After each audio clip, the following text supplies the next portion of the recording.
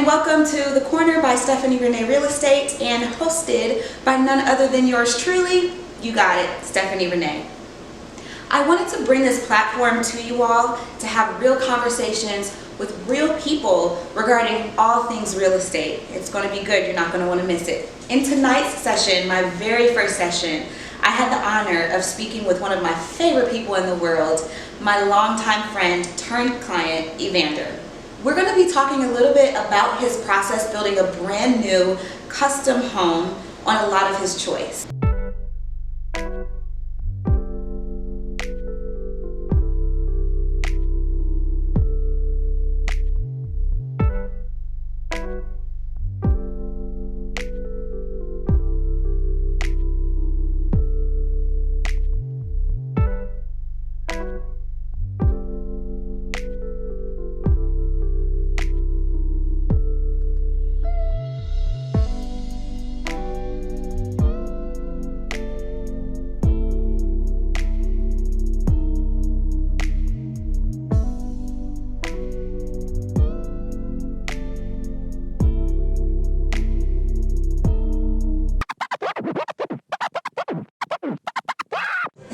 What's it talking about today? So, hi.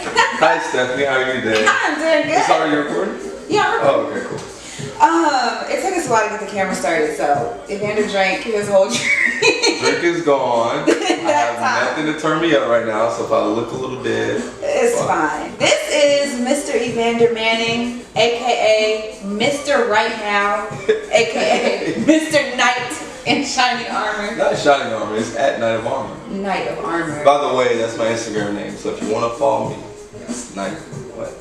Night of Armor, yeah, it's Night of Armor. Okay, so we are here in his beautiful home that he moved into, what, 6 months ago? 7 months. Actually, 7 months now, yeah. 7 months. At the beginning of the year. Time is flying. Very fast. How has it been living in this house? It's been wonderful. I will say, since I've been here in January, I probably have left the house all of 10 times. And when I say leave the house, I mean for like a trip or a vacation.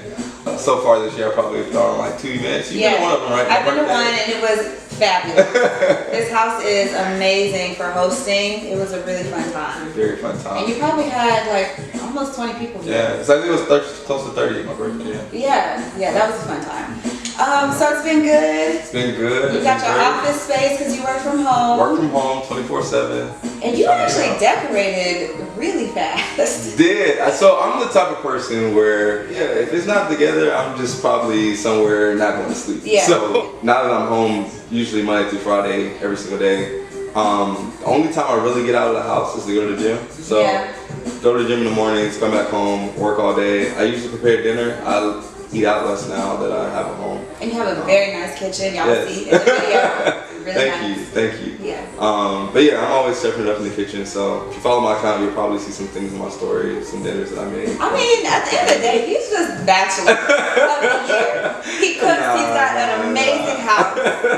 Tell me a little bit about the loan that you got, because I know sometimes people. So this is a new construction house. Absolutely, yeah. And sometimes people shy away from that because if you're getting it custom built, you have to buy the land or already have the land, and then you need to find a builder to actually build on the land. But with the loan that you got, you were able to merge the land price with the build price. Right? So that made things a little bit easier. Absolutely. So I have what you call a construction to firm loan. And essentially what that means is they put the land and the cost of the construction into one loan. During the duration of the construction, you actually pay interest only on the loan. So the prices start very low month over month. And as your house continues to be built, as it gets closer to the final stage, the price goes up based off of how much your builder withdraws from that construction loan. Right.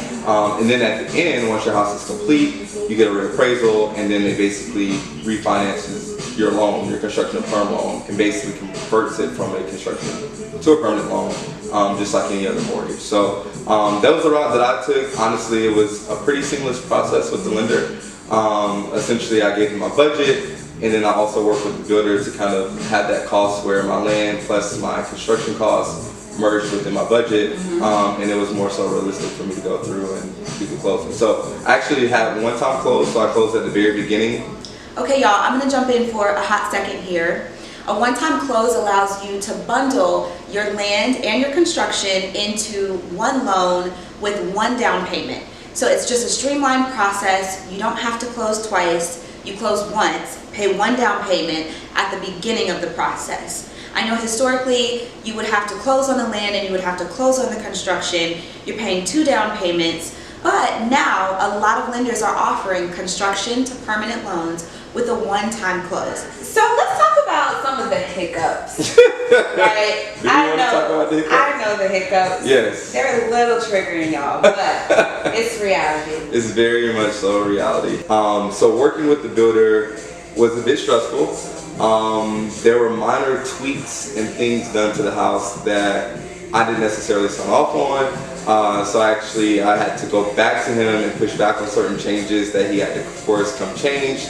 It's also worth mentioning that this design, the design of the home, Right. I think the builder provided the blueprints. Absolutely. But for the most part, the design was all you. Custom, yeah, absolutely. Yeah. So I was able to go through, share with him pictures of kind of an idea of, or a template of what I would imagine the house would look like, based off things I had seen on YouTube as well as Google. And he was able to basically draft something up for me that kind of mimicked that. And like I said, throughout each phase of the process in the construction, you have to sign off on a lot of stuff.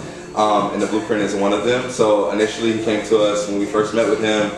The blueprint was pretty much everything I would have in a dream home, but the square footage was a little bit too large and it was much more out of budget. So really working with him to scale it down and get it back within budget was something that we had to kind of work through with him in preparation for closing. But outside of the hiccups, I would say definitely a rule of thumb is to check in on the property while it's going through construction.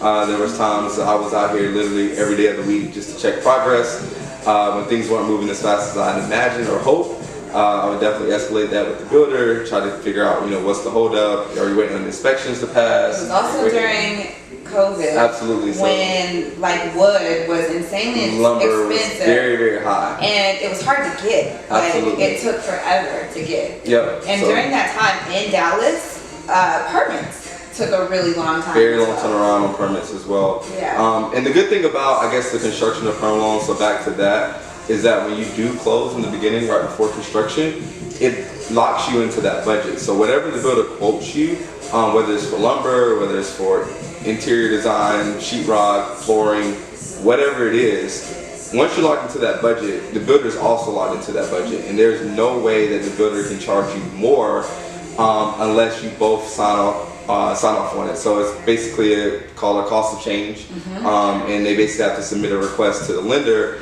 that they're changing X, Y, and Z, and it's going to impact the budget or take the budget up or take the budget down. So essentially, both builder and homeowner has to go through and sign off on that before the lender will basically approve that increased amount. So, and they give you, at least for mine, I had the same sort of situation, but mine was for a renovation, not a new build.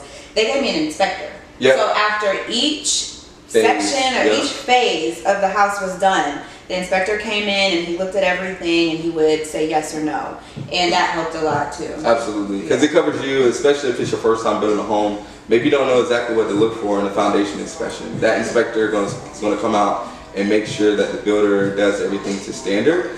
And it also kind of helps the builder in a sense to prepare for the city or the county inspections that come after. So that definitely was helpful in the sense that I didn't necessarily have to manage the inspections. The inspector would come out once the builder was ready for a draw. He would take pictures. I would be able to go into the portal, look at the pictures, and see progress.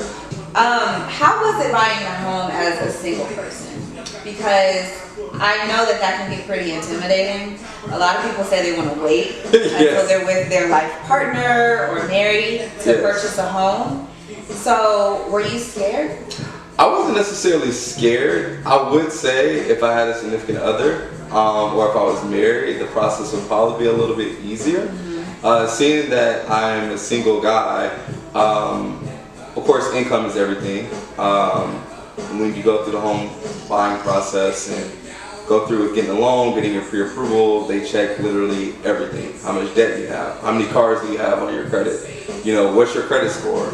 And the main reason they want to do that is the lender wants to make sure you haven't necessarily moved around a lot of money that necessarily isn't necessarily like your secured income. So in addition to providing things like pay statements and things of that nature, they also want to validate that you can actually afford the home when it's time to close. So that's why they kind of go through and do the back history on your transactions from your bank account. But ultimately, all that kind of stuff plays a role. Of course, if you have 2 incomes versus 1, that's much better. You probably get pre-approved for way more. But I also knew what I got approved for was what I wanted to stick to within my budget. So. And okay, last question for you. Okay. What are your plans? So I'll probably be here a couple of years.